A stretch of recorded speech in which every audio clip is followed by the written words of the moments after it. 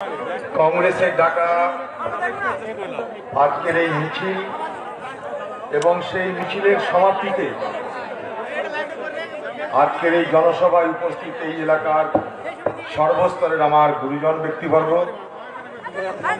আজ আমাদের সভায় উপস্থিত হয়েছেন। আমাদের ঘরের মা বোন বৌদি ভাবি বুবু আপা, আপনাদের সকলকে আজকে আমাদের এই সভায় সহযোগিতা করার জন্য কংগ্রেস দলের মঞ্চ থেকে আন্তরিক অভিনন্দন এবং কৃতজ্ঞতা জানাচ্ছি।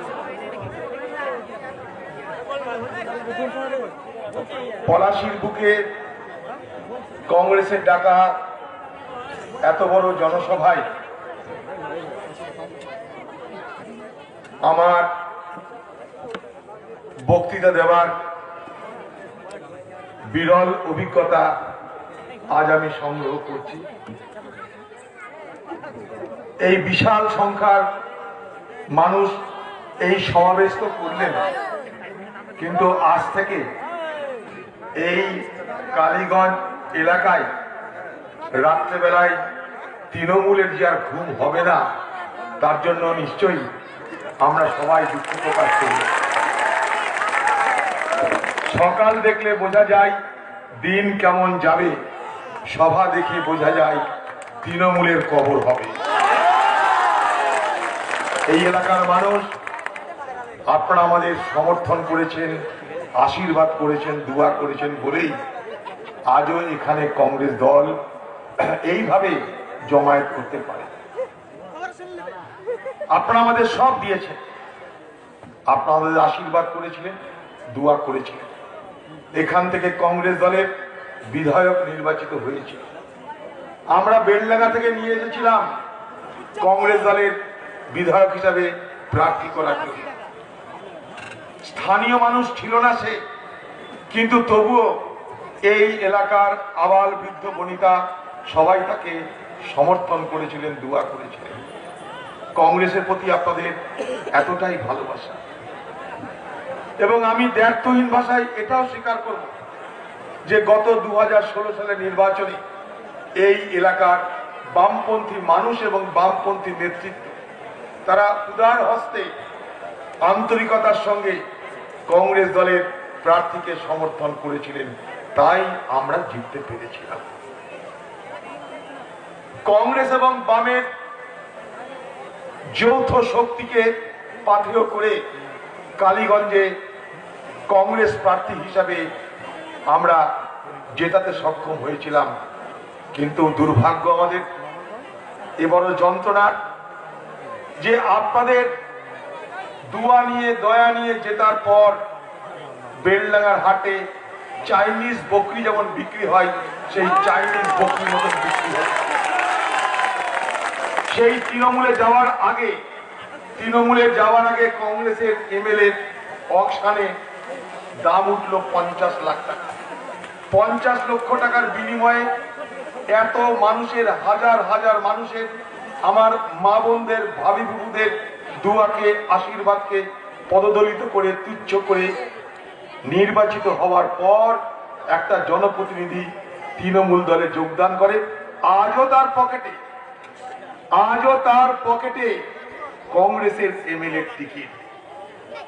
বাংলার মুখ্যমন্ত্রী অগ্নিকন্যার হিম্মত হয়নি যে দলে নেওয়ার পর কংগ্রেসের এমএলএ না রেখে তাকে তৃণমূলের এমএলএ বানানোর হিম্মত হয়নি বাংলার অগ্নিকন্যা।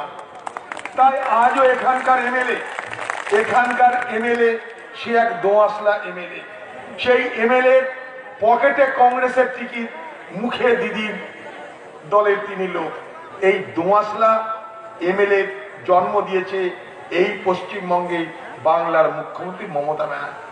এরকম অনেক দোআঁশলা জাতের জন্ম দিয়েছে এ বাংলার মুখ্যমন্ত্রী। আজ তিনি নীতি আদর্শের কথা বলছেন, আজ বলছেন বিজেপি আমাদের দল ভাঙাচ্ছে। বিজেপি দল ভাঙাচ্ছে সেটা শুধু পশ্চিমবঙ্গে নয়, সারা ভারতবর্ষে বিজেপি দল ভাঙাচ্ছে। মধ্যপ্রদেশে সরকার করল কংগ্রেস দল ভাঙিয়ে, কর্ণাটকে সরকার করল কংগ্রেস দল ভাঙিয়ে, উত্তর পূর্ব ভারতে সরকার করেছে কংগ্রেস দল ভাঙিয়ে। বিজেপির তো অভ্যাস ছিলই, বিজেপির তো অভ্যাস আছেই, কিন্তু বাংলার মুখ্যমন্ত্রী আপনার আর বিজেপির মধ্যে ফারাক তো কিছু দেখি না আমরা। বিজেপির এবং বাংলার মুখ্যমন্ত্রী মমতা ব্যানার্জির আপনাদের শুধু রাজনৈতিক পার্টির নামটা আলাদা, বাকি আপনাদের চরিত্র বরাবর, আপনাদের চরিত্র সমান সমান। তৃণমূল এবং বিজেপির রাজনৈতিক ডিএনএ এক। তাদের চেহারা আপনারা দেখেছেন, বিজেপির চেহারা আপনারা দেখেছেন ভারতবর্ষে, তৃণমূলের চেহারা দেখেছেন এই বাংলায়। শুধু মিথ্যে কথা ছাড়া, মিথ্যা প্রতিশ্রুতি ছাড়া, অত্যাচার ছাড়া, স্বৈরাচারী মানসিকতা অবলম্বন করা ছাড়া এ ভারতবর্ষে, এ বাংলার মানুষ আপনারা কি পেয়েছেন? আয়নার সামনে দাঁড়িয়ে নিজেরা বিচার করে দিন। আমরা কি বললাম বড় কথা নয়, কংগ্রেস কি বলছে বড় কথা নয়, আপনার জীবনের অভিজ্ঞতা কি বলছে সেটাই বড় কথা। আমরা আপনার জীবনের অভিজ্ঞতার উপরে আপনাকে নির্ভর করতে বলবো। প্রচারের ঢক্কানিনাদে নয়, দুবেলা টিভির পর্দায় আমাদেরকে দেখতে পাবেন না, কারণ আমরা গণমাধ্যমকে খরিদ করতে পারি না, আমাদের পকেটে পয়সা নাই। কংগ্রেস দলের পকেটে পয়সা নাই যে গণমাধ্যমকে খরিদ করে নেব। সকাল সন্ধ্যা গণমাধ্যম তাদের খবর দেখায় যারা অ্যাডভার্টাইজের পয়সা জোগাতে পারে। আমাদের পার্টির অবস্থা নুন আনতে পান্তা পুড়িয়ে যাওয়ার মতো, আমরা কোথায় পয়সা পাবো? তাই স্বাভাবিকভাবেই আমরা অ্যাডভার্টাইজ দিতে পারি না বলেই প্রচার মাধ্যমে আমাদেরকে দেখা যায় না। এই যে আমাদের এত লোক দেখছেন, প্রচার মাধ্যমে এগুলো কিন্তু বলবে না, বললে তাদের প্রচার মাধ্যমের অ্যাডভার্টাইজ বন্ধ হয়ে যাবে। কংগ্রেসের একটা সভা হয়েছে, কোন ক্রমে বললেও বলতে পারে, কিন্তু লোকজন দেখানো বারণ আছে। তাই সোশ্যাল মিডিয়ায় যারা আছেন তারা মানুষের কাছে প্রচার করলেন। কংগ্রেসের কথা মানুষের কাছে পৌঁছানোর জন্য আজ বড় জরুরি হয়ে পড়েছে। আমরা আমাদের কথাটা মানুষের কাছে পৌঁছাতে চাই। আবার বলছি, পলাশীর মানুষকে আপনাদের জীবনের অভিজ্ঞতা দিয়ে সবকিছু বিচার করবেন। জগৎকে নিজেদের চোখ দিয়ে দেখবেন। তৃণমূল বিজেপি জগৎকে আপনার কান দিয়ে দেখানোর চেষ্টা করবে, কান দিয়ে নয়, জগৎকে চোখ দিয়ে দেখুন, সিদ্ধান্ত নিন। আজকে কি দেখছি আমরা পশ্চিমবঙ্গে বলুন? সকাল থেকে রাত পর্যন্ত পশ্চিমবঙ্গে আমরা কি দেখছি? টিভি খুলুন, খবরের কাগজ উল্টা। তৃণমূলের পঞ্চায়েত প্রধানের বিরুদ্ধে ঘরের টাকা না দেওয়ার অভিযোগে হামলা। তৃণমূলের নেতা পঞ্চায়েতের টাকা চুরি করেছে বলে তার বিরুদ্ধে বিক্ষোভ। তৃণমূলের নেতার বিরুদ্ধে তৃণমূলের অভিযোগ যে পঞ্চায়েতের টাকা মেরে খাচ্ছে। তৃণমূলের নেতা খুন হচ্ছে, আসামি তৃণমূল, খুন হচ্ছে তৃণমূল।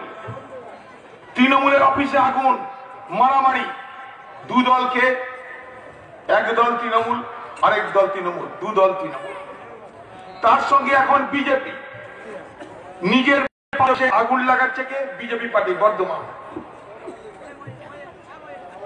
যে বিজেপি পার্টির নীতির কথা বলে তারা, যে বিজেপি পার্টি বলেছিল পশ্চিমবঙ্গ থেকে দুর্নীতিগ্রস্ত তৃণমূলের নেতাদের বিরুদ্ধে ব্যবস্থা নেওয়া হবে, তাদের দলের তৃণমূলের সব চোরদের ভিড় লেগে গেছে। পশ্চিমবঙ্গে সকাল থেকে সন্ধ্যা পর্যন্ত আমরা কি দেখছি বলুন? চোরদের রামের কাহিনী। পশ্চিমবঙ্গে এখন যে যত বেশি চোর, সে তত বেশি ধর্মের কথা বলছে। চোরের মুখে ধর্মের কাহিনী মানায় না, আমাদের শাস্ত্র বলে। কিন্তু পশ্চিমবঙ্গের তৃণমূল এবং বিজেপির উল্টো শাস্ত্র, তারা বলে চোরের মুখে নীতি কথা মানায়, চোরের মুখে ধর্মশাস্ত্র মানায়। কি দেখছি আমরা? চোরের জাত বদল হয়েছে। কোন চোর আগে নীল চোর ছিল, এখন গেরুয়া চোর হতে চলেছে। চোরের জাত বদল হয়েছে। চোর যে জাত বদল করতে পারে, কিন্তু চোরের ধর্ম চুরি করা, সেখান থেকে সে বদল করতে পারে না। কারণ চোরের ধর্ম চুরি, চুরি না করলে সে চোরই থাকবে না, চোর না থাকলে সে মানুষ থাকবে না। তাই আজ বাংলা জুড়ে কি দেখছি আমরা? একদল চোর বাংলাকে লুটেছে, লুটার পর সেই চোরের দল আরেক দলে যাচ্ছে। এটাই তো বাংলা। বাকি কোনো আলোচনা আছে? বাকি কোনো আলোচনা আছে? দিদি সকাল উঠলেই প্রতিশ্রুতি। এর আগে বললো দিদিকে বলো, কি বলবো, যত অভিযোগ দিদিকে বলো। এই এলাকার মানুষ দিদিকে বলো কর্মসূচিতে আপনারা কতজন অংশ নিয়েছিলেন আমার জানা নাই, কিন্তু দিদিকে বলার পর দিদি কি আপনারা কিছু বলেছে সেটা আমি জানি না। দিদি বলেছে দিদিকে বলো। দিদি এটা বলেনি আপনারা বললে আমিও কিছু বলবো। দিদি কি বলেছে মনে মনে? দিদি বলেছে দিদিকে বলো। দিদি পিঠে বেঁধেছে কুলো আর কানে দিয়েছে তুলো। দিদি বলছে তোমরা যত খুশি করো। দিদিকে বলো যে কর্মসূচি এলাকার মানুষ আপনার একটা সমস্যার সমাধান হয়েছে না। এ করতে করতে চলে এলো ভোট, নির্বাচন এসে যাচ্ছে, দিদির মাথা ব্যথা বেড়ে গেছে। দিদি এখন কি বলছে? চলো দুয়ারে দুয়ারে। কি নিয়ে দুয়ারে দুয়ারে? না 5 লক্ষ টাকার স্বাস্থ্য বীমা নিয়ে। শুনতে কারোর খারাপ লাগার কথা না, স্বাস্থ্য বীমা 5 লাখ শুনতে কারোর খারাপ লাগার কথা না, কিন্তু দিদির স্বাস্থ্য বীমার কথা মনে পড়ছে কখন?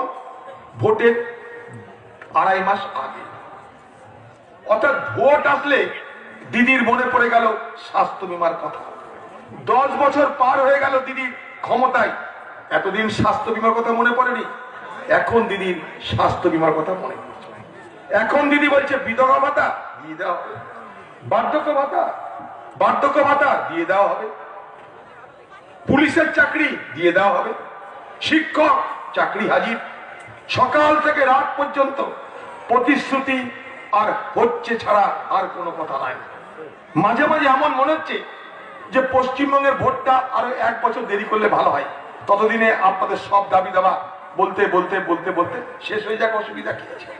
কিন্তু দিদি জানে যে সব সময় এসব কথা বলতে নাই, সময় মতন বলতে হয়। তাই সময় কি এখন? ভোট। সবকিছু এখন হ্যাঁ। অথচ আপনার গ্রামে হাসপাতালে ডাক্তার খুঁজুন, ডাক্তার পাওয়া যাবে না। নার্স খুঁজুন, নার্স পাওয়া যাবে না। ওষুধ, স্যালাইন, ইঞ্জেকশন পাওয়া যাবে না। পশ্চিমবঙ্গের মুখ্যমন্ত্রী আপনার যখন এতই টাকা, গ্রামে গ্রামে হাসপাতাল খুলে দিন, গ্রামে গ্রামে হাসপাতালে ডাক্তার রাখার ব্যবস্থা করুন। আপনার যখন এতই টাকার ব্যবস্থা, তখন নার্স, ডাক্তার, হাসপাতাল, যন্ত্রপাতির অভাব কেন? ওষুধের অভাব কেন? চিকিৎসা করতে মানুষকে ব্যাঙ্গালোর যেতে হয় কেন? চিকিৎসা করতে মানুষকে দক্ষিণ ভারত যেতে হয় কেন? ঘটি বাটি বিক্রি করে মানুষ বাঁচার জন্য, চিকিৎসার জন্য দক্ষিণ ভারত যাচ্ছে। এখানকার মানুষ 5 লাখ টাকার আপনার নামে স্বাস্থ্য বীমা, কোথায় চিকিৎসা করতে যাবেন? আপনার এলাকায় হাসপাতাল আছে? হাসপাতালে চিকিৎসার ব্যবস্থা আছে? যদি না থাকে আপনাকে যেতে হবে নার্সিং হোমে। নার্সিং হোম আপনাকে চিকিৎসা করবে? নার্সিং হোমে আপনি স্বাস্থ্য বীমা দিয়ে চিকিৎসা করাতে পারবেন? একবার দেখে দিন, একবার দেখে নিয়ে ভাবুন। ওই যে একজন বলছে হচ্ছে না, হবে কি করে? হবে কি করে? এই যে মানুষকে ধোঁকা দেওয়ার যন্ত্র, এটা মানুষকে ধোঁকা দেওয়ার যন্ত্র। যদি বলেন কেন? কারণ পশ্চিমবঙ্গ সরকার নিজে বলছে, পশ্চিমবঙ্গ সরকার নিজে বলছে তার কাছে পয়সা নাই। পশ্চিমবঙ্গ সরকারের আজকে মাথার উপরে ঘাড়ের বোঝার পরিমাণ কত জানেন? 4,20,000 কোটি টাকা। কালকে আপনার পরিবারে যে একটা বাচ্চা শিশু জন্মগ্রহণ করে, পৃথিবীর আলো দেখার আগে, পৃথিবীর বাতাস গ্রহণ করার আগে, তার মাথার উপরে ধারের বোঝার পরিমাণ 55,000 টাকা। মুখ্যমন্ত্রী নিজে বলছেন আমার পয়সা নাই, কেন্দ্র আমাকে টাকা দিচ্ছে না। তাই যদি হয় তাহলে আপনি এত টাকা পাচ্ছেন কোথায় ভোটের আগে? এত টাকা পাচ্ছেন কোথায় ভোটের আগে স্বাস্থ্য বীমা প্রকল্পে? বলুন। মানুষকে ধোঁকা দেওয়ার জন্য এটা আরেকটা যন্ত্র আপনি আবিষ্কার করেছেন। ইঁদুর মারার কল আবিষ্কার করেছেন, মানুষকে ভোট যাওয়ার কল আবিষ্কার করেছেন, তার নাম স্বাস্থ্য বীমা প্রকল্প। স্বাস্থ্য বীমা প্রকল্প তো আগেও ছিল। ভারতবর্ষের কংগ্রেস পার্টি ইউপিএ জমানায় প্রথম স্বাস্থ্য বীমা প্রকল্পের জন্ম দেয়। তখন কোথায় ছিলেন আপনি? তখন কেন হয়নি বাংলায়? প্রতিদিন খবরের কাগজ খুলুন, প্রতিদিন প্রতিশ্রুতি, প্রতিদিন চাকরি, প্রতিদিন বিধবা ভাতা, প্রতিদিন বার্ধক্য ভাতা, 10 বছর পর আপনার কেন মনে পড়ল? আমি ছোট্ট একটা আপনাদের গল্প বলবো। এক দেশে একটা নবাব ছিল।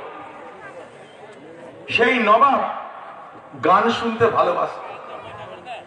একদিন একটা সুরকার, একজন গায়ক, সে নবাবের কাছে গিয়ে বলল, নবাব আমি আপনাকে গান শোনাবো। নবাব বলল, শোনাও। সেই সুরকার, সে গায়ক নবাবকে গান শুনিয়ে খুশি করল। গান শুনে খুশি হয়ে নবাব বলল, তোমার গানে আমি খুশি হয়েছি, তোমাকে 500 বিঘা জমির মালিক করে দিলাম, যাও। সে সুরকার ভাবল যে না চাইতেই আমার উপরে এত আশীর্বাদ ঝরে পড়ছে। বাড়িতে গিয়ে বউকে বলল, বউ 500 বিঘা জমির মালিক হয়ে এলাম গো, ভালো করে খেতে দাও আমাকে।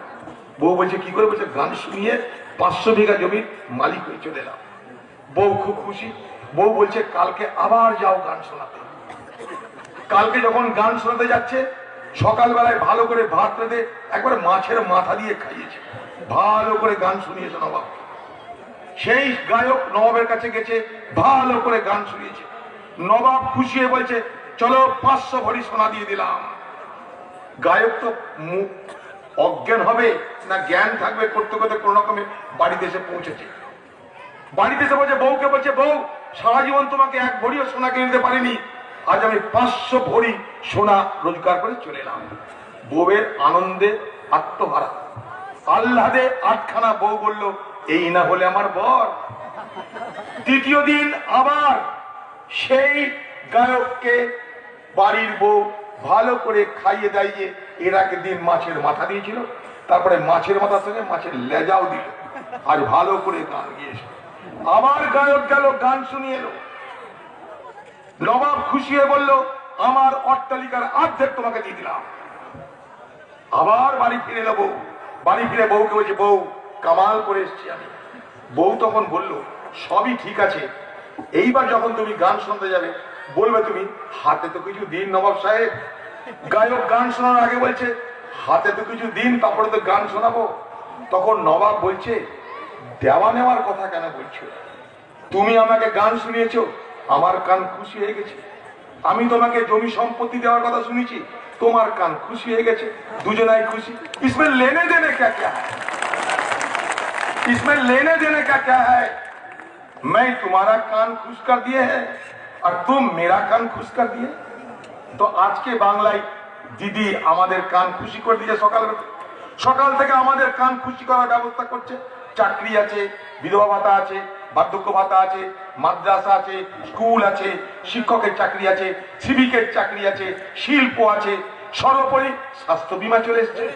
এবার যে দিদিকে বলেন যে কাল থেকে সকালবেলায় আমাদেরকে বিরিয়ানি দেবেন, দুপুরে মালাইকারি, রাতে বিরিয়ানি, দিদি তাই দেবে। কারণ ভোট চলে এসছে, ভোট বড় জ্বালা।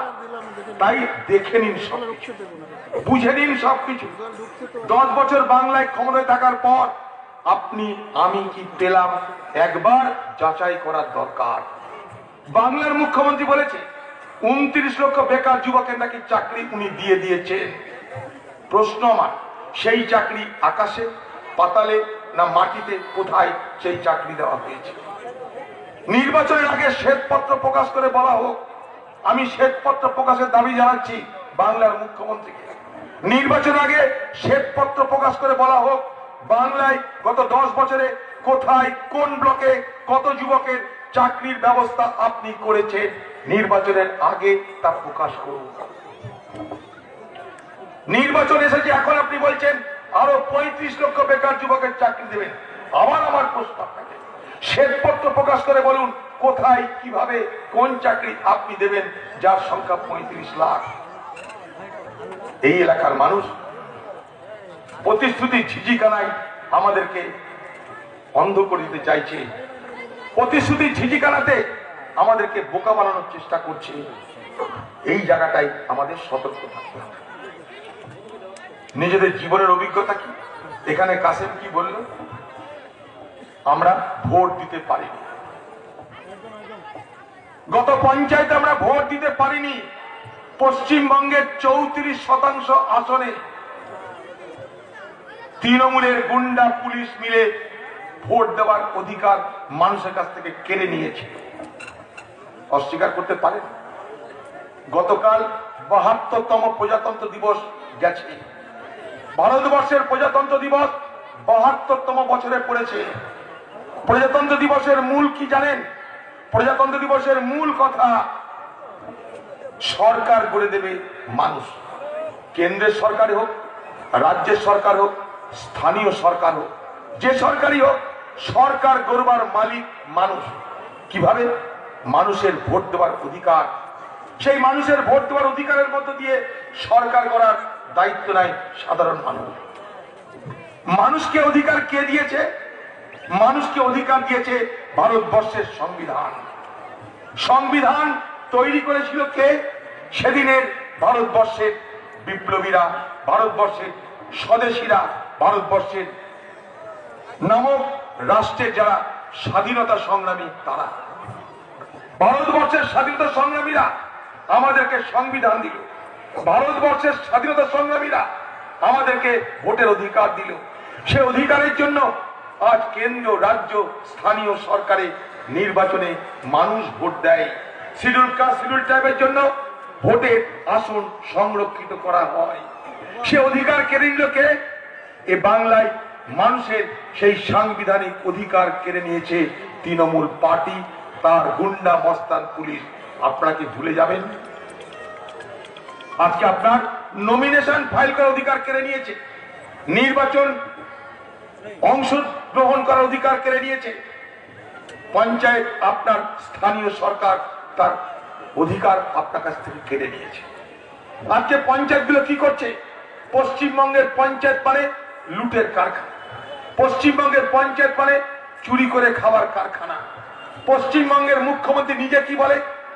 পশ্চিমবঙ্গের মুখ্যমন্ত্রী নিজে বলে, তৃণমূলের কর্মীরা, নেতারা চুরি করুন, ভাগ দিয়ে খান। আমাকে ৭৫ আপনারা নিন, আমাকে 25 দিন ভাগ দিয়ে খান। তৃণমূলের আরেক নেতা বলছে, এখন তৃণমূলে সব নতুন নতুন হালের তৃণমূলী হয়েছে। আজকে তৃণমূল কিন্তু 3 ভাগে বিভক্ত। তৃণমূল আজকে 3 ভাগে বিভক্ত। একটা পুরনো তৃণমূল, একটা মাঝের নতুন তৃণমূল, এখন হচ্ছে হালের তৃণমূল।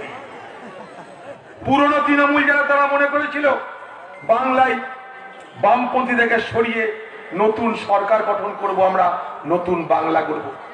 তাই তারা মনে করেছিল চুরি বাটপাড়ি করতে হবে, কিন্তু রয়ে সয়ে করতে হবে, ধীরে সুস্থে করতে হবে। একবারে সবকিছু খেয়ে নিলে চলবে না, পেটের গন্ডগোল হয়ে যেতে পারে। নতুন যারা তৃণমূল, তারা কি বললো? তারা বললো, দেখো ভাই, দেরি করা চলবে না। আকাশে কখন মেঘ উঠে বর্ষা হয় কোনো গ্যারেন্টি নাই। হজমের অসুবিধা হতে পারে, তাড়াতাড়ি করে খেলে হজমি খেয়ে নাও, তাড়াতাড়ি করে খাওয়ার ব্যবস্থা করো। হালের তৃণমূল, হালের তৃণমূল তারা কি বললো? তারা বলছে একদমই সময় নাই, তাই ওসব ঝামেলা না করে যা পাবে তা তোমরা গিলে নাও। এখন তোমরা যা পাবে তা না খেয়ে গিলে নাও। তাই মাছ মাংস খেয়েলে দিদি ভাইয়ের আমলে, বইয়ের হার বানিয়েলে দিদি ভাইয়ের আমলে, ঘর বাড়ি করেলে দিদি ভাইয়ের আমলে। আপনার এলাকার পঞ্চায়েতের নেতা যাদের সাইকেল ছিল এখন 4 চাকায় চলে, তারা।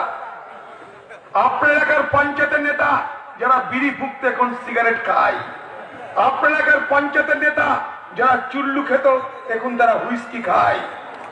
আপনার এলাকার পঞ্চায়েতের নেতা তারা শহরে, কলকাতায় ফ্ল্যাট বানায়। দিদি তাদের ব্যবস্থা করেছে। আপনার কি ব্যবস্থা করেছে?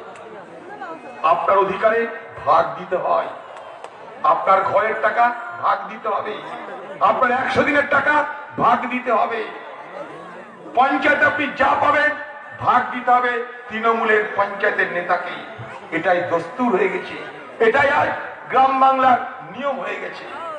কয়েকদিন আগে আমি মুর্শিদাবাদের একটা ঘটনা শোনাচ্ছি। মুর্শিদাবাদের সুতি থানায় হারোয়া গ্রাম পঞ্চায়েত, ছেলে সেলিম, মা রেহেনা বেওয়া, গরিব, তারা ঘরের টাকা পেয়েছে। পঞ্চায়েত থেকে গিয়ে বলেছে আমাদের ঘরের টাকা পেয়েছি, শুনলাম আমাদেরকে তোমরা ঘরের টাকা দাও। এই যে আজকে পঞ্চায়েতে ঘর দেওয়ার যে ব্যবস্থা, 2011 সালের সেন্সাস অনুযায়ী, আবার বলি আপনাদের, 2011 সালের কাস্ট সেন্সাস অনুযায়ী সারা ভারতবর্ষে গরিব মানুষদের তালিকা দিল্লির দপ্তরে জমা আছে। কংগ্রেসের আমলে এটা আমরা করেছিলাম। খাপে খাপে সময়ের ব্যবধানে সেই তালিকা প্রত্যেকটা রাজ্যে, প্রত্যেকটা ব্লকে, প্রত্যেকটা পঞ্চায়েতে পৌঁছে যায়। তাই আপনার যে ঘরের টাকা আপনাকে পঞ্চায়েত বলছে আপনি পেলেন, এটা পঞ্চায়েতের নেতারা দয়া করছে না, এটা দিল্লির সেই দপ্তর থেকে আপনার নামে টাকা বরাদ্দ হয়ে আসছে। সেই লিস্ট পঞ্চায়েত দেখে আপনাকে বলছে। এই লিস্ট আপনি নিজেও দেখতে পারেন। শিক্ষিত বেকার যুবক আপনার নিজেরা এই লিস্ট ওয়েবসাইটে গিয়ে দেখতে পারেন। এবার পঞ্চায়েতের প্রধান যখন বুঝে নিল এই লোকটা ঘর পাবে, তার কাছে আগে লোক পাঠিয়ে দিল। পাঠিয়ে কি বললো, তোমার ঘরের ব্যবস্থা করে দিচ্ছি। লোকটা তো খুশি, খুব গরিব মানুষ, সে ভাবছে যাক আমি ঘর পাবো। তাহলে বলছে হ্যাঁ পাওয়া যাবে, কিন্তু ভাগ দিতে হবে। সেই লোকটা বলছে ঠিক আছে, বেনিফিশিয়ারি বলছে ঠিক আছে, আমার কিছু নিয়েও যদি কিছু পাই তাই বা ক্ষতি কি? আপনার জানা নেই যে পঞ্চায়েত আপনাকে দয়া করছে না, আপনার এটা অধিকার, এটা পাওনা, এটা ন্যায্য পাওনা, এটা আপনি পেতে বাধ্য। পঞ্চায়েত সেটা আগে জেনে আপনাকে বলছে বলে ভাগ খাচ্ছে। সেই সেলিম এবং তার মা এইভাবেই যখন পঞ্চায়েতের নেতাদের কাছে শুনে জানতে পারলো, তখন ঘরের টাকা আনতে গেল।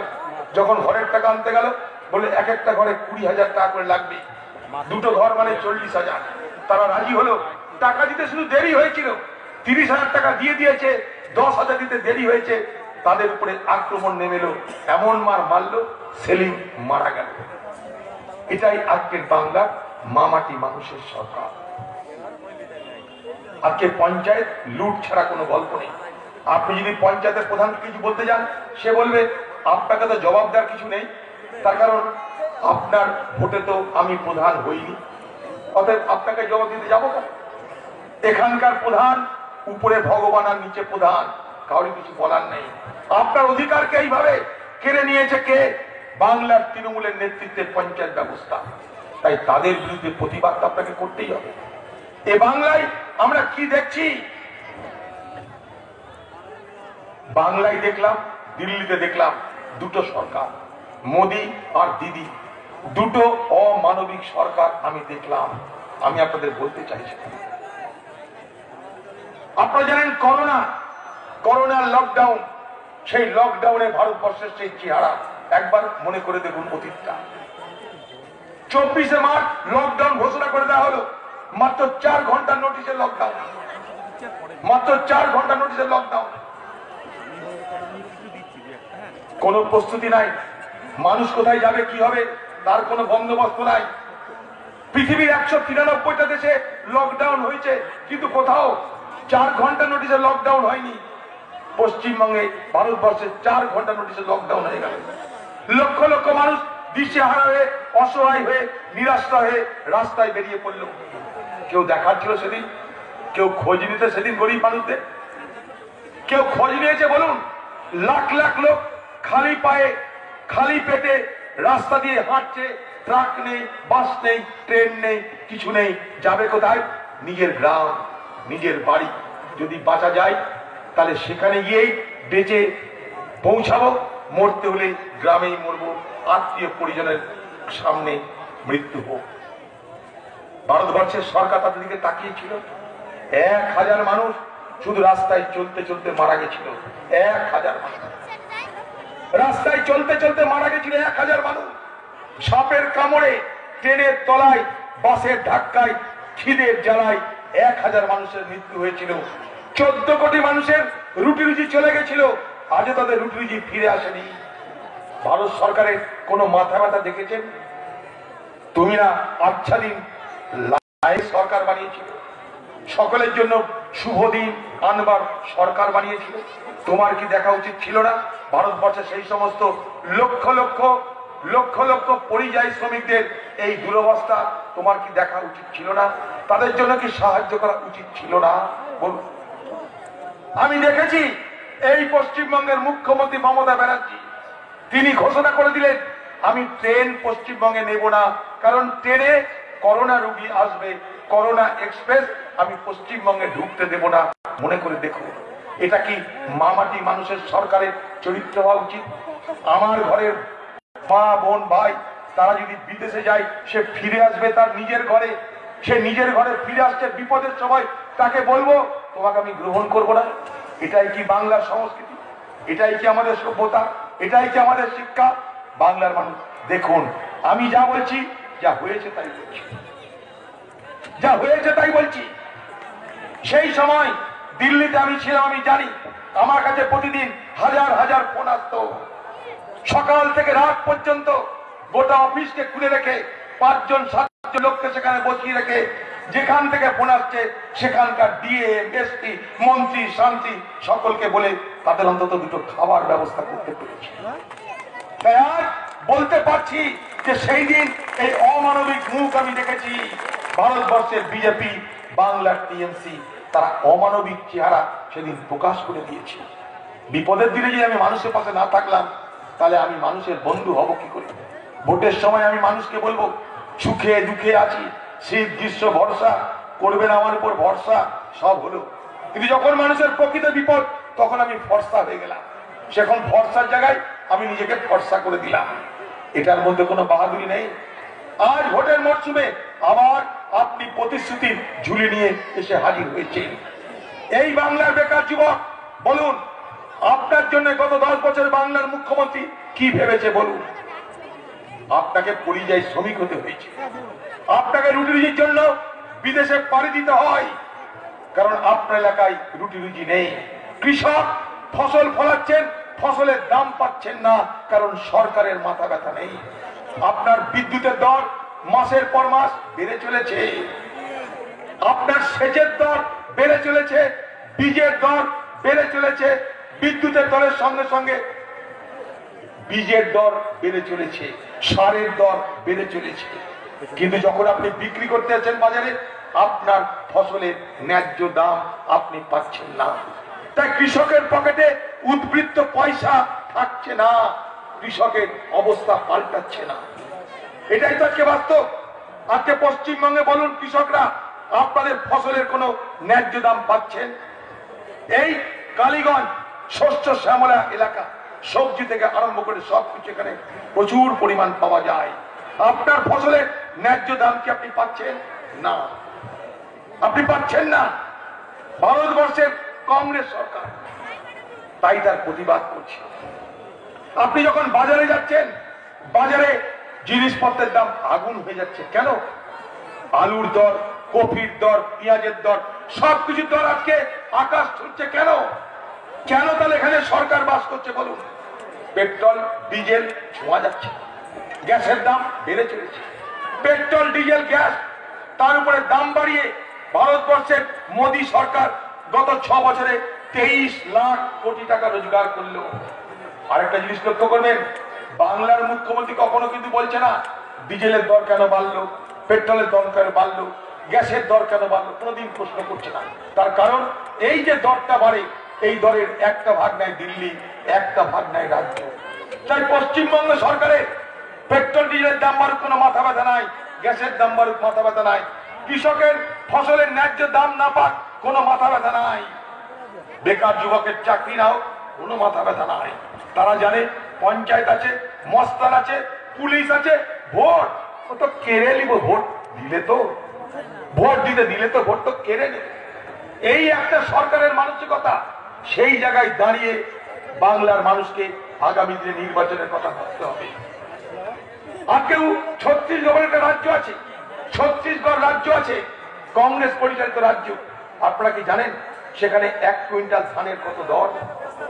1 কুইন্টাল ধানের দর 2500 টাকা। কেন্দ্রের সরকার 1 কুইন্টাল ধানের দর দেয় 1868 টাকা। আজ থেকে নয়, 1960 দশক থেকে, ইন্দিরা গান্ধীর সময় থেকে আমরা কৃষকদেরকে ন্যায্য মূল্যে ফসল বিক্রি করার সুযোগ দিয়েছি। সেই নিয়ম মেনে আজও কৃষক ফসল ফলানোর আগে তার ফসলের অগ্রিম মূল্য, ন্যূনতম সহায়ক মূল্য ঠিক করা হয়।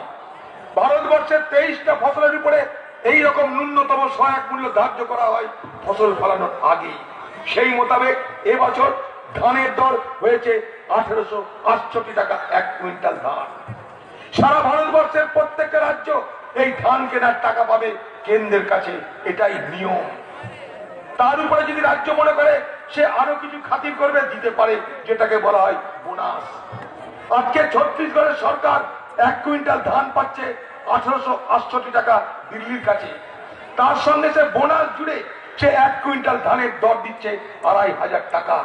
আরে বাংলার কৃষক, আপনার 1 কুইন্টাল ধানের দর কত আপনি নিজে দেখে নিন। কৃষক মান্ডি আছে, ধান বিক্রি করা যায় না, ধান বিক্রি করতে দালাল লাগে, ফোরে লাগে। আপনার জমি ফসল যাই হোক বিক্রি করতে ফোরে লাগবে, দালাল লাগবে। তাহলে কিষাণ মান্ডি করার কি মতলব? কিষাণ মান্ডি কেন? বাংলার কৃষক জিজ্ঞেস করবেন না? আজকে সারা জীবন সারা বছর আমার রুটি রুজির ব্যবস্থা হলো না, আমার চাকরি হলো না, আমার রোজগার বাড়লো না, ফসলের দাম পেলাম না। ভোটের আগে আমাকে বলবে তোমাকে লালিপপ দিব, তোমাকে বিরিয়ানি দিব, তোমাকে পোলাও দিব, তোমাকে মালাইকারি দিব, আমাকে ভোট দাও। এটা কোনো সরকারের কাজ হতে পারে না। পশ্চিমবঙ্গে কি দেখছি আমরা বলুন? শিল্প বলে কিছু আছে? তৃণমূলের আমলে পশ্চিমবঙ্গে একটাই শিল্প বৃদ্ধি হয়েছে, যে শিল্পের জন্য ধুঁয়ো হয় না, যে শিল্পের জন্য জ্বালানি লাগে না, যে শিল্পে কয়লা লাগে না, বিদ্যুৎ লাগে না, সেই শিল্পের নাম চিটফান্ড শিল্প, সেই শিল্পের নাম কাটমানি শিল্প। আজকে চিটফান্ডে পশ্চিমবঙ্গে 25 থেকে 30 লক্ষ মানুষ সর্বশান্ত হয়ে গেছে। চিটফান্ডে সর্বশান্ত হয়ে গেছে 25 থেকে 30 লাখ মানুষ। 30 থেকে 35 হাজার কোটি টাকা লুট হয়ে গেছে এই পশ্চিমবঙ্গে মমতা ব্যানার্জির আমলে। চিটফান্ডের টাকা নিয়ে এই তৃণমূল দল তৈরি হয়েছিল, ক্ষমতা এসেছিল, তাই চিটফান্ডের বিরুদ্ধে কোনো ব্যবস্থা নেয়নি। ওরা বলেছিল আমরা শ্যামল সেন কমিশন করছি। শ্যামল সেন কমিশনের রিপোর্ট আজ পর্যন্ত পেশ হলো না। 500 কোটি টাকার তহবিল তৈরি করলো, বেকার যুবকদের বলে তোমরা বেশি করে সিগারেট খাও, তোমাদের সিগারেট থেকে ট্যাক্স দিয়ে আমি তোমাদের তহবিল করবো গরিব মানুষে। 500 কোটি টাকার তহবিল কোথায় গেল কেউ আমরা জানি না। টাকা কবে ফেরত পাবে মানুষ আমরা কিছু জানি না। আমরা দিল্লিকে বলেছি, বিজেপি সরকারকে বলেছি, তোমরা বড় বড় কোটিপতিদের, পুঁজিপতিদের তোমরা ট্যাক্সের ছাড় দিচ্ছ। 1,86,000 কোটি টাকা ট্যাক্সে তোমরা ছাড় দিয়েছো। 6,74,000 কোটি টাকা তোমরা ঋণ মকুব করেছো বড় পুঁজিপতিদের। তা যদি হয় তাহলে এই বাংলার হাজার হাজার নয়, লক্ষ লক্ষ চিটফান্ডে প্রতারিত সর্বশান্ত মানুষের টাকা ফেরত দেওয়ার তোমাকে ব্যবস্থা করতে হবে। আমরা দিল্লির কাছে এ দাবি রেখেছি, আমরা রাজ্যের কাছে এ দাবি রাখছি। শ্যামল সেন কমিশনের রিপোর্ট প্রকাশ হোক। গরিব মানুষের, সর্বশান্ত হয়ে যাওয়া মানুষের টাকা ফেরতের জন্য বাংলার মুখ্যমন্ত্রী আপনি কি করলেন বলুন? ভোটের আগে আপনি 5 লক্ষ টাকা করে স্বাস্থ্য বীমা দেবেন, কিন্তু যে মানুষগুলো সর্বশান্ত হয়ে গেল, মাথার ঘাম পায়ে ফেলে রোজগার করা অর্থ, যে অর্থ তাদের কাছে কেড়ে নেওয়া হলো, ভুল বুঝিয়ে মিথ্যা কথা বলে গায়ের জোরে প্রতারিত হলো, সর্বশান্ত হলো, তাদের জন্য আপনার তো কোনো মাথা ব্যথা নাই। এ কোন বাংলার মুখ্যমন্ত্রী আপনি? পশ্চিমবঙ্গের চিটফান্ড কেলেঙ্কারি সারা ভারতবর্ষের কলঙ্কজনক অধ্যায়। কোন ব্যবস্থা হয়ে এতদিনে? কোনো ব্যবস্থা নেই। আমরা পশ্চিমবঙ্গ সরকারের কাছে দাবি জানিয়েছি যে চিটফান্ড কেলেঙ্কারির পর যে শ্যামল সেন কমিশন তৈরি হয়েছিল, সেই শ্যামল সেন কমিশনের রিপোর্ট কোথায়? সেই শ্যামল সেন কমিশনের পরামর্শ মেনে আপনি কি কোনো কাজ করেছেন? বাংলার সর্বশান্ত হয়ে যাওয়া, চিটফান্ডে সবকিছু হারিয়ে যাওয়া সেই সমস্ত মানুষ যারা প্রতারিত হয়েছে তাদের টাকা ফেরতের কোনো ব্যবস্থা করেছে? কিচ্ছু করেনি। না রাজ্য করেছে, না কেন্দ্র করেছে। তাই আজকে বাংলার মানুষ বোঝার চেষ্টা করবেন, যারা আজকে ভোট চাইতে আসছে তারা কারা, তারা কে? কেউ আমাদের স্বপ্নের সওদাগর হয়ে আসছে। এনআরসি করে দেব, নাগরিক আইন করে দেব, এনআরসির কথা বলবেন না। এনআরসি চালু করতে গিয়েছিল আসামে, এনআরসি চালু করতে গিয়ে 19 লক্ষ মানুষকে বিদেশে চিহ্নিত করেছিল। সেই 19 লক্ষ মানুষের মধ্যে 14 লক্ষ হিন্দুর নাম পাওয়া গেছে। এখন বলছে ও এনআরসি ফালতু জিনিস, এনআরসি করে লাভ নাই। আসামে বলছে নাগরিক আইন, নাগরিক আইন এনআরসি নামে ভারতবর্ষে সাম্প্রদায়িক বিভাজনের রাজনীতি হয়েছে, হিন্দু মুসলমানের বিভাজন করার চেষ্টা হয়েছে। কে কাকে তাড়াবে বলুন তো? কে কাকে তাড়াবে? নাগরিক কে হয় ভারতবর্ষের? গতকাল ভারতবর্ষের ৭২তম প্রজাতন্ত্র দিবস সম্পূর্ণ হয়েছে। ভারতবর্ষের সংবিধান গতকাল ৭২ বছর আগে ভারতবর্ষের মানুষকে দেওয়া হয়েছে। সেই সংবিধান বলছে 1950 সালের 26শে জানুয়ারি থেকে যতজন ভারতবর্ষে জন্মেছে সবাই ভারতবর্ষের নাগরিক। আপনি কি করবেন? নাগরিকত্বের অধিকার সংবিধান দিয়েছে, নাগরিকত্বের জন্য নাগরিক আইন আছে। আজকে ভারতবর্ষে শুধুমাত্র সাম্প্রদায়িক বিভাজনের জন্য এই এনআরসি নাগরিক আইনের কথা বলা হচ্ছে। আমি ভারতবর্ষের পার্লামেন্টে দাঁড়িয়ে বলেছি, আমার বাড়ি বাংলাদেশ, বাংলাদেশের চট্টগ্রাম। আমার বাপ আমার মা তারাও বাংলাদেশি। তোমাদের যদি ক্ষমতা থাকে অধীর চৌধুরীকে ভারতবর্ষ থেকে বাংলাদেশে পাঠিয়ে দাও, তারপরে গল্প করো। লোকের মধ্যে বিভাজন তৈরি করার কোনো মানে হয় না, মানুষকে বিভ্রান্ত করছে। যদি বিজেপির এতই ক্ষমতা থাকে, বিজেপির হাতে 22টা রাজ্য আছে, সেই 22টা রাজ্যে এনআরসি চালু হলো না কেন? ভারতবর্ষের মানুষ হিন্দু হোক মুসলমান হোক তারা সবাই এই ভারতবর্ষের মানুষ। ভারতবর্ষের উপরে একটা হিন্দু যত অধিকার, একটা মুসলমানের ঠিক ততটা অধিকার, একটা ব্রাহ্মণের যতটা অধিকার, একটা চন্ডালের ঠিক ততটা অধিকার, একটা বড় লোকের যত অধিকার, একটা গরিব মানুষের ততটাই অধিকার।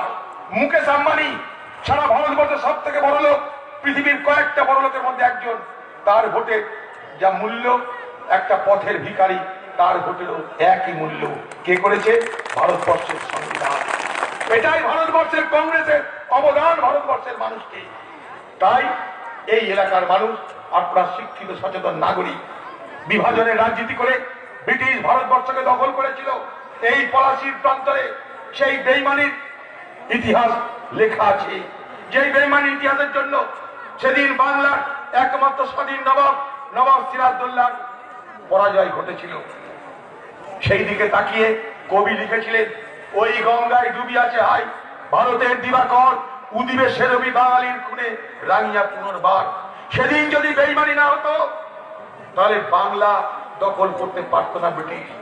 সেদিন বাংলা দখল করতে না পারলে ভারতবর্ষে ব্রিটিশ শাসন চালু হয়তো নাও হতে পারত।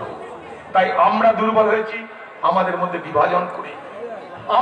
বিভাজন করে দেশকে দুর্বল করার আবার একটা চেষ্টা চলছে। সেদিনের ব্রিটিশ চলে গেছে, সেই ব্রিটিশের নীতি কিন্তু বেঁচে আছে। বিভাজন করো, শাসন করো, ডিভাইড এন্ড রুল। সেদিন সাদা ব্রিটিশ ছিল, সেদিন সাদা ছিল সাম্রাজ্যবাদীরা, সেদিন সাদা ব্রিটিশ, আজকে এসছে গেরুয়া ব্রিটিশ। কি করছে দেখুন, ভারতবর্ষকে ধর্মের নামে বিভাজিত করতে চাইছে, ধর্মের নামে বিভাজিত করতে চাইছে। ভারতবর্ষের মানুষ দেখছেন প্রত্যেক দিন যে ভারতবর্ষের রাজনীতিতে সাম্প্রদায়িকতা করা হচ্ছে। মানুষের রুটি রুজির কোনো কথা নেই, শিল্পের কোনো কথা নেই, শুধু হিন্দু না ওরা মুসলিম, মুসলিম না ওরা হিন্দু, এই নিয়ে রাজনীতি। কবির ভাষা আমরা বলি হিন্দু না ওরা মুসলিম, ওই জিজ্ঞাসা কোন জন কান্ডারি, দেখো মরিষে মানুষ সন্তান মোর মা। আমরা সেই বাংলায় বসবাস করি, রবীন্দ্রনাথের বাংলা, কাজী নজরুলের বাংলায় বসবাস করি। এই বাংলার মানুষ কৃষি বিদ্রোহ করেছে একটা নয়, বহুবার। ফরাজি বিদ্রোহ, সন্ন্যাসী বিদ্রোহ, নীল বিদ্রোহ, এই পশ্চিমবঙ্গে তিতুমিরের বিদ্রোহ, কৃষক বিদ্রোহের হাজারটা ইতিহাস। আজকে যখন পাঞ্জাব, হরিয়ানা, উত্তরপ্রদেশে কৃষকরা আন্দোলন করছে, 2 মাস ধরে ঠান্ডার মধ্যে বসে আছে, বৃষ্টির মধ্যে বসে আছে, 155 জন কৃষক মারা গেল। তখন ভারতবর্ষের সরকার তাদের টনক নড়ছে না, তাদের গুরুত্ব দেওয়া হচ্ছে না। তারা কি চেয়েছে? ন্যায্য দাম, ফসলের ন্যায্য দামের অধিকার কেড়ে নিও না। আইন তৈরি করে ভারতবর্ষের কৃষকদের ফসলের ন্যায্য মূল্যে বিক্রি করার অধিকার কেড়ে নেওয়া হচ্ছে।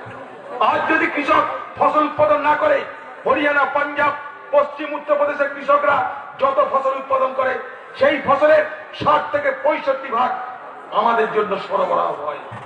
যত রেশন আছে ভারতবর্ষে, আপনার আমার গ্রামে যত রেশন আছে, এই রেশন ব্যবস্থা তৈরি করেছিল কংগ্রেসের আমলে ইন্দিরা গান্ধী। সেই রেশন রেশন ব্যবস্থা আছে বলেই আপনি সস্তায় চাল গম পান।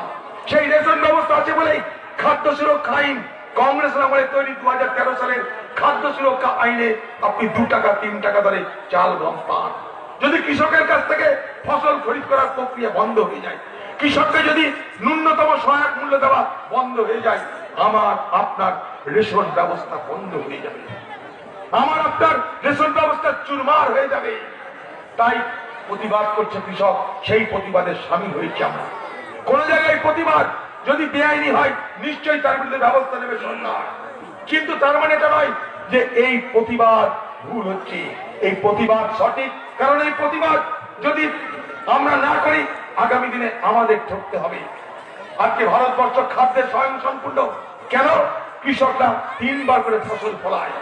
আজকে বাংলার দুর্ভাগ্য যে বাংলায় আজকে ন্যূনতম সহায়ক মূল্যে ধান বিক্রি করতে পারে না কৃষক, গম বিক্রি করতে পারে না কৃষক, আখ বিক্রি করতে পারে না কৃষক। তার কারণ পশ্চিমবঙ্গ সরকার মাথা ঘামায় না।